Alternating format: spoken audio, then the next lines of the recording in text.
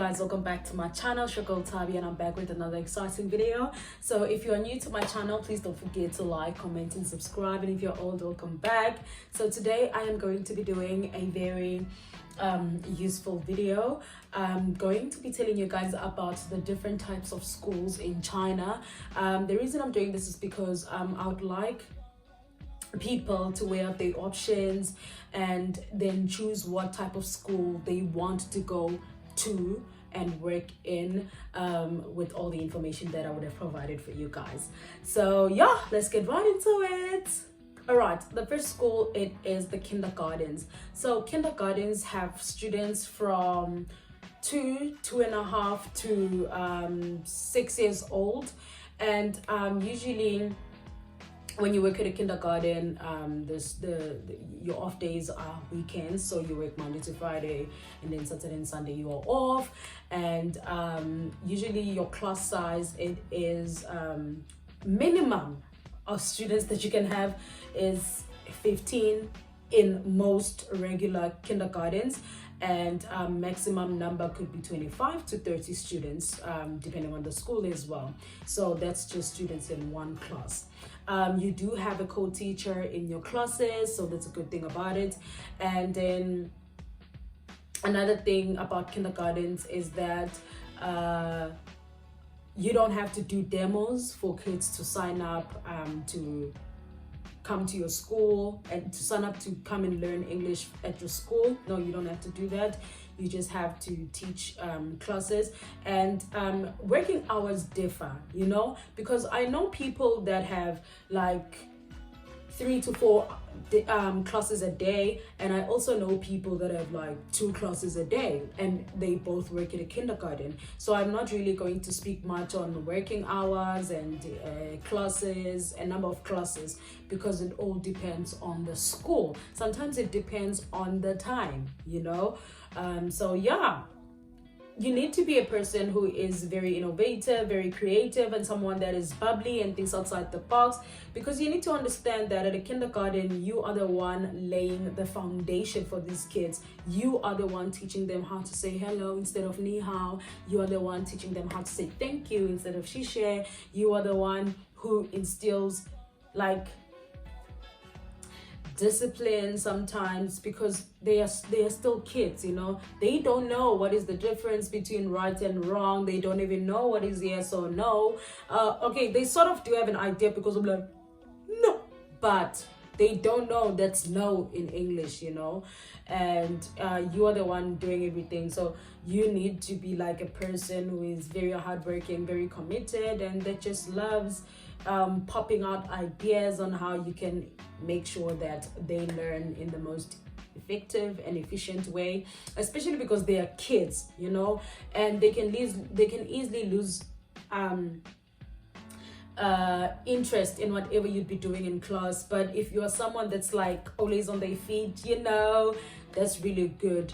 And one thing I like about kindergartens is that you get to have holidays. So if you're a person that loves holidays, long holidays, like you travel a lot, you like to explore, you like having time to yourself, you get to have that experience when you work at a kindergarten, because there's holidays. And most schools, if not all kindergartens, I mean most kindergartens, if not all kindergartens, pay you for your holidays. So you have paid holidays.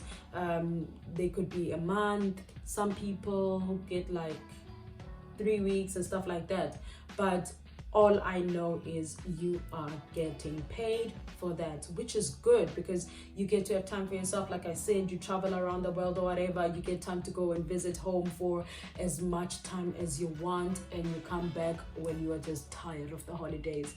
So yeah, that's really nice. And usually you get these holidays for summer, and for both summer and winter vacations, so it's nice.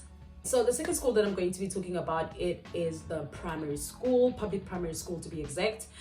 So with the public primary school, it is with students from the age of 7 to 13. And one thing that's good about this type of school as well, it is just like the kindergarten. You get holidays when it's time for you to go home. You get holidays, just like the kindergarten, and they are also paid. And then another thing again, it is that I think there's pressure there because you need to teach students from one grade. Like you can be one teacher and teaching different grades in that primary school. I think it's normal, but sometimes I just feel like the pressure is a lot there, you know, because you need to prepare for all these grades and provide all these lessons for all these grades. And then again, I won't talk much about the working hours and teaching hours and all that stuff, because it also depends as well. I know people that have like 3 classes a day. I have people that have like 5 classes a day. So I'm not going to comment on that because I don't want you to be like, but she said, I said nothing. Okay, I'm saying it depends on the school. All right. And then another thing again that I like about this type of school, it is that, you know, like in the kindergarten, like the kids are still young. You implement the foundation. And here, you know, in as much as you are still implementing the foundation, but they sort of have an idea of what is wrong and what is right. They cannot just misbehave anyhow. And even if they do something wrong, like you can just, you know, and they understand immediately. Unlike at a kindergarten, sometimes when you like, no, Tom, stop it. And Tom is just like, and Tom continues doing whatever he likes, you know? But at a kindergarten, if you say no, they stop. They understand. They are adults. It's not difficult controlling them, but still you get a co-teacher there because there's still certain things that you like you would have to explain. But if you can't speak Chinese, of course the local teacher has got to do it for you. So they do it for you, which is really nice, right? This type of school, you can also get students in a class, like in a minimum of 15 to 20, 25, 30 students, you know, depending on the school. But it's a public school, you know, so of course that's the number, you understand? So, and the third one, it is the training center, which is the one that I'm currently working in. With this type of school, students are usually from 2.5 to 12 years old most of the time. And with training centers, of course, training centers are like public businesses, are like private businesses. So there you don't have holidays, you just have public holidays paid. But other than that, you don't have summer and winter vacations. You can apply for leave, but it's going to be unpaid because they don't give you paid leave, number one. And the working hours are just crazy because there's office hours, and then during those office hours you need to serve your teaching hours as well. You need to be a very creative person, a person that likes thinking outside the box, be bubbly, you know, because here you are working with clients, so you always need to keep them happy and always keep them satisfied. And you also do demos here. It depends on the school, I guess, that if you do a demo and you sign up a student, you get a bonus for that student signing up during your demo. The number of students in a training center, in a class, you usually have like a minimum of 6 students to a maximum of 12 students. It's never more than that. Like, it's never more than that. So that's one thing I actually liked about it. It's because like I can easily control a number of less than 12 students, you know. And another thing, the working hours. So you still work 8 hours like all the other schools, but then during the week we are working like Saturdays, Wednesday, Thursday, Friday, we work from 12:30 until 8:30, and then on Saturdays and on Sundays we work at 8:30 and we knock off at 5:30, you know. So one thing again about training centers, it is that you never get your off days on a weekend. Forget it, okay? Like, you can get your off days on Wednesday, like Monday, Tuesday. Like my off days are usually Monday, Tuesdays, and I go to work Wednesday, Thursday, Friday, Saturday, Sunday. And then others have like one day off. Some training centers offer one day off, but then I think it's because they get to, because there's a certain number of hours that they allocate for you that you need to work during that week. So you need to make sure that when they count all the hours, they fit. So sometimes most schools, like most people, maybe where they work, they don't work 8 hours a day. Maybe they work like 6 hours, or they work 7 hours, or whatever. So like they need to get at least one day where they pay off the hours that are missing from the other days, of which I don't understand. I mean, just make us work 8 hours, and then we have our 2 days off and we rest, you know. I'm not really bothered by this, because it's not like I have important things to do on a weekend. Rather, I love it when it's during the week, because I get to be able to do stuff because everyone else is at work. So I like it not everything is crowded. I get to do whatever I want. If I want to go somewhere and do something, I can just easily go and do it because everyone is at work.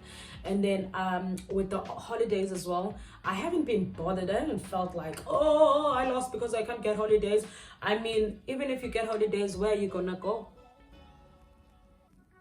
Where are you gonna go? Because like you can't go out, borders are closed, and you can't visit home, you can't do anything basically. But I'm hoping that like as time goes on, of course I am gonna change and move to a school that offers all these things. But for now, I'm just like it's okay where I am, you know. I'm not really stressed about it or feeling like I'm losing anything or whatever. So the disadvantages about working at a training center, I'm sure like everyone is like, we are curious about this one. The disadvantages about working at a training center, it is that number one, sometimes you don't get paid on time. Like you need to beg to be paid.